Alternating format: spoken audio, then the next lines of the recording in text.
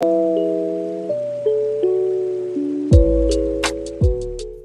les copains, j'espère que vous allez bien. Alors moi ça va super bien. Aujourd'hui on se retrouve pour une vidéo qui m'a longtemps été demandée lorsque je me suis installée dans cette maison il y a presque un an bientôt. Et j'ai mis du temps à la faire. Et aussi parce que ça concordait pas forcément avec mes idées et tout. Je vous explique très rapidement. Comme ça va faire un an que je suis installée, il y a plein de trucs que j'ai pas encore fini dans mon installation. Et je me suis dit j'allais faire l'appartement tour. En fait j'ai réfléchi, je me suis dit il y a plein de personnes qui se retrouvent dans des situations qui veulent avoir des logements, qui veulent partir de chez leurs parents, qui sont étudiants, qui sont un peu perdus au niveau des démarches et tout. Donc je vais vous faire une vidéo aujourd'hui explicative pour vous expliquer en combien de temps j'ai trouvé ma maison, mais surtout quelles sont les démarches que j'ai dû suivre justement pour en avoir une. Donc sans plus tarder, nous pouvons commencer avec la vidéo. Alors cette vidéo, je vais la décomposer en plusieurs étapes. Comment le processus s'est passé. Dans cette première partie, je vais d'abord vous expliquer comment j'ai trouvé cette maison et qu'est-ce qui s'est passé pour que je la trouve. Alors ça va être très très simple. Depuis 2017, je ne vis plus avec ma mère. Donc j'ai vécu d'abord une partie chez ma tante, l'année où je passais le brevet. Par la suite, j'ai vécu avec mon frère parce que mon mère et mon frère ont voulu que je fasse le transfert et ça correspondait aussi avec ce que je voulais. Donc j'ai fait le transfert chez mon frère et pendant ce temps-là, vous allez vous dire mais ma mère elle habitait où? Et en fait ma mère elle a eu une opportunité de travail à Paris en tant qu'aide-soignante et je voulais pas la suivre parce que je venais tout juste de revenir sur Rouen. Pour vous expliquer encore plus longtemps avant, en fait, en 2013, je suis partie au Cameroun. Ma mère m'a envoyée chez mon père au Cameroun pour que j'aille vivre un petit séjour avec lui. Le petit séjour qui était censé être des vacances se sont transformés en 3 ans. Donc j'ai vécu pendant 3 ans au Cameroun avec mon père. Donc de 2013 à 2016. Après, je suis revenue en France en octobre 2016. Et à cette période-là, je vivais avec ma mère et mon beau-père à la campagne. La situation ne s'est pas très bien passée. Du coup, ma mère et moi, on est revenus sur Rouen. Et comme c'était dans la précipitation, on n'a pas eu le temps de trouver un logement. Par la suite, ma mère a trouvé une opportunité de travail, vous connaissez déjà le schéma. Et après, je suis allée vivre chez mon frère. Après, chez mon frère, j'ai fait la navette chez ma soeur parce qu'ils habitaient à côté, donc je faisais la petite navette comme ça. Et un beau jour comme ça, j'ai décidé de repartir vivre chez ma tante. Donc j'ai vécu chez ma tante jusqu'au jour où ma mère et moi, on a vraiment voulu avoir un logement. Et ce qui s'est passé, c'est qu'on a commencé à faire des démarches. À cette époque-là, pour ceux qui s'en rappellent, c'est en 2021. Le Crous n'avait pas réussi à me faire entrer à la fac. Par la suite, je me suis retrouvée, on va dire, entre guillemets, SDF. Je dormais chez ma meilleure pote. À l'époque, elle avait un appartement dont elle était propriétaire à Rouen. Donc, j'ai d'abord dormi là. Pour ceux qui vont se demander pourquoi t'as pas vécu chez ta famille, en fait, à ce moment-là, je voulais plus que personne ne m'aide. Je voulais plus l'aide de quiconque. Je voulais plus vivre avec n'importe qui parce que je me disais, ma famille, c'est pas n'importe qui, mais je voulais plus être une charge pour qui que ce soit. Je voulais me débrouiller toute seule. Donc, à cette période, tout simplement, j'ai vécu chez ma meilleure pote pendant novembre à décembre. Donc, un mois. Après, au mois de janvier, je suis partie chez ma soeur. Je me suis dit, moi aussi, j'arrive pas à vivre toute seule. Je suis repartie chez ma soeur. Et chez ma soeur, j'ai fait de janvier à décembre 2022. Donc je suis entrée en janvier 2022 et j'ai fait jusqu'en décembre. Et le projet, quand je suis arrivée chez ma soeur, je lui ai très clairement dit, je suis là, mais pour un temps limité. Je suis venue, il faut que je trouve un appartement. Donc je vivais avec elle, tout se passait bien. Franchement, ça s'est pas passé mal. Après, juste, on n'a pas les mêmes habitudes. Mais par la suite, je voulais avoir mon logement parce que je ne trouvais plus la possibilité de l'avoir avec ma mère. Et comme l'option de l'école à cette époque ne s'est pas présentée à moi, je me suis dit, il va falloir que j'aille travailler. Moi, au début, quand j'ai commencé à chercher, j'ai pas vraiment eu de repères. Parce que de base, comme je vous ai dit, en novembre 2021, donc à cette période-là, je cherchais un logement avec ma mère. Donc ma mère, comme elle avait déjà un travail, elle me disait de chercher un logement pour nous deux. Donc elle voulait revenir sur Rouen, pour qu'on la mute à Rouen, pour qu'elle revienne sur Rouen. Et je n'ai pas trouvé un truc par rapport à nos tarifs et tout, et ça devenait compliqué parce qu'à cette époque-là, j'étais déjà majeure.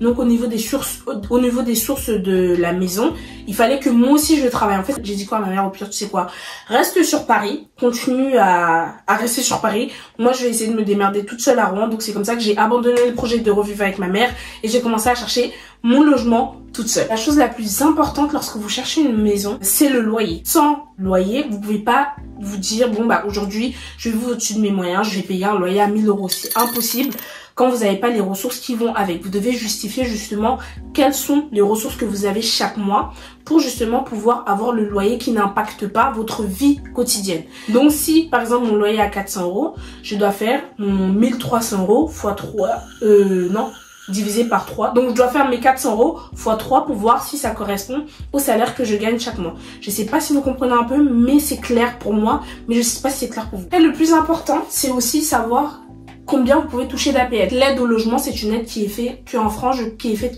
je crois. Admettons le loyer de X est de 400 €. Il fait la simulation sur la CAF, parce qu'à la CAF, vous avez la possibilité de pouvoir faire une simulation pour voir votre salaire, combien vous toucherez d'APL. Ceux qui veulent, parce que si vous voulez pas, vous avez le choix de ne pas vouloir, mais c'est bien quand même de savoir que vous avez une aide qui vous permet de vous aider à payer votre loyer chaque mois. Après, je pense que les étudiants aussi, ils ont des aides, donc regardez aussi à la CAF. En fait, il y a des aides pour toutes les personnes. La CAF, c'est vraiment une aide au logement qui est fournie à tout le monde. Ce qui est important aussi lorsque vous faites tous ces calculs-là, c'est aussi de voir les charges que vous avez à côté. C'est pour ça que je vous parle de la CAF justement, parce que la CAF vous vient en aide pour payer une partie du loyer. Mais après, à cela s'ajoute les courses, les charges fixes. Justement, quand je cherchais à prendre mon logement, j'avais un petit livre où je notais tout ce que je devais dépenser chaque mois. Justement, en voyant ça, je sais déjà comment je peux m'organiser au niveau de mon salaire pour ne pas être tout le temps en découvert ou quoi que ce soit. Comme on dit souvent, n'ayez pas le nez plus gros que le ventre ou le ventre plus gros que le nez. C'est un dicton, je ne sais plus il vient d'où. Mais visez un loyer qui est juste, qui va avec votre salaire, qui va avec votre revenu chaque mois.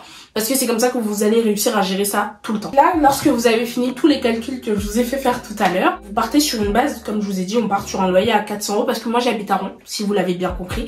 Je viens de Normandie, j'habite en Normandie. Donc le fait qu'on va partir sur une base d'un loyer à 400 €, on va justement pouvoir voir par la suite les appartements qui correspondent à notre loyer qu'on s'est fixé nous-mêmes. Fixez-vous d'abord dès le début une base de ce que vous voulez en étant clair, net et précis. Et du coup, comme on est parti sur notre base de 400 €, et ben vous allez tout simplement aller sur des sites tels que Le Bon Coin, Sologer. Donc vous allez tout simplement sur Le Bon Coin et vous mettez dans votre barre de recherche et vous activez les notifications aussi, c'est très important.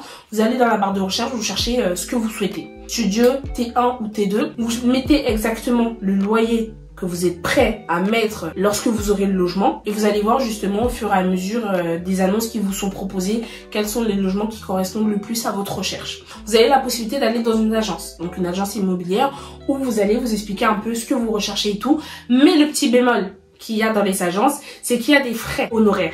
Donc c'est justement le fait d'avoir fait la visite avec tel agent, le fait qu'il se soit déplacé, le fait qu'il vous a fait visiter le bien et tout, et ben à la fin, lorsque vous allez signer le bail et le contrat avec l'agence, ils prendront avec des frais. Donc vous allez payer des frais, ça dépend des agences, ça dépend des logements, ça dépend de plein de critères. Moi je ne suis pas passée par là, je vais vous parler d'une case où moi j'ai plus expérimenté, c'est-à-dire de particulier en particulier. Donc moi j'ai cherché sur Le Bon Coin justement parce qu'avec les propriétaires on a juste à payer la caution et le loyer au lieu de payer encore les frais d'honoraires. Après les agences qui est avantageux, c'est qu'ils ont des biens qui correspondent vraiment à ce que vous recherchez et dans un laps de temps un peu plus rapide, alors que de particulier en particulier, il faut que vous ayez vraiment le temps tous les jours et il faut avoir de la patience parce que c'est tous les jours vous devez chercher, vous devez chercher, vous devez chercher. Au début, j'avais pas un dossier locatif qui était déjà prêt, ce qui fait que j'ai longtemps cherché des logements. En parlant de dossier locatif, je vais vous expliquer très simplement comment ça se passe. Lorsque vous cherchez un appartement, vous avez besoin d'un dossier locatif dont je vous ai parlé un peu plus tôt. Dans votre dossier locatif, tout simplement, vous devez avoir une pièce d'identité en cours de validité. Après ça, vous devez être salarié ou avoir un contrat de travail. Après, au niveau des étudiants, vous avez juste à présenter votre certificat d'étudiant. Après, c'est un peu plus différent. Là, je vais vous parler par rapport à un salarié parce que c'est comme ça que moi, j'ai trouvé mon logement du coup. Après, vous devez avoir 3 derniers bulletins de salaire. Juste à la fin, vous avez besoin de la fiche d'imposition. Et du coup, lorsqu'on a construit notre dossier, on n'oublie pas la caution. La caution, c'est le plus important parce que la caution, c'est ce qui va vous permettre d'assurer le propriétaire au cas où il y a un petit problème qui se passe dans le logement. Je vous ai parlé de la caution parce qu'il y a aussi un truc important à savoir, c'est qu'il y a une aide qui s'appelle FSL. Donc c'est une aide ou Visal, je sais plus si c'est FSL ou Visal, c'est une des deux. En fait, c'est une aide un peu comme les APL. Donc c'est l'État qui te porte caution à ta place. Donc c'est un dossier que tu montes.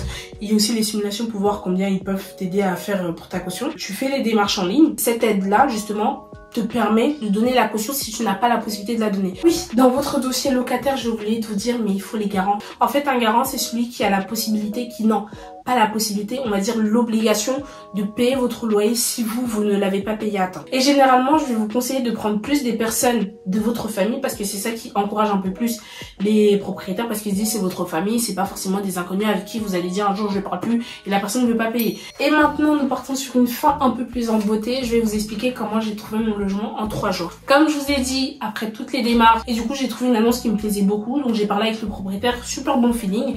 Il m'a donné son numéro et on a continué à parler par message. On s'est fixé un rendez-vous, je crois 2 jours après. On a vu que jeudi ça tombait bien parce qu'à l'époque je finissais le travail à 18 h, et ce qui fait que 2 jours plus tard j'ai vu le logement et ça me plaisait énormément. Et le premier jour où je suis arrivée et tout, je vais vous mettre une petite visite et je vais vous mettre une petite vidéo de la visite. Il m'expliquait un peu les anecdotes de ce qui s'est passé ici, de qui vivait là avant moi, et c'était hyper intéressant. Et le feeling il est tellement bien passé que le soir même il a dit bah posez votre candidature. Il n'y a pas beaucoup de personnes qui sont sur le coup, j'ai un jeune homme et c'est tout, mais posez, on va voir. En vrai de vrai, mon logement en 3 jours je l'avais. Donc la visite je l'ai fixée en 2 jours et le soir même je lui ai envoyé les trucs, je l'avais.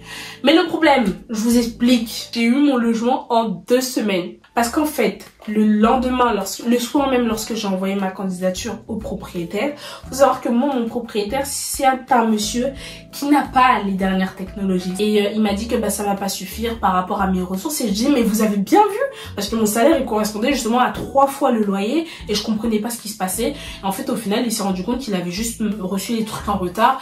Et donc mon appartement, j'étais trop contente au final parce qu'en fait, je l'ai eu le jour de mon anniversaire, donc la veille. J'ai eu mon appartement le 10 décembre et tellement j'étais excitée, je voulais emménager pour le 11 décembre parce qu'en fait je le voyais trop comme un cadeau du ciel. En fait j'ai tellement lutté donc pendant 1 an pour avoir ce logement que je me suis dit ça va être la concrétisation de tous ces moments de galère, de tous ces moments de doute, de tous ces moments de tristesse. Aujourd'hui je le sous-estime un petit peu mais je suis trop fière de ma maison. Enfin bref, je suis trop contente et tout.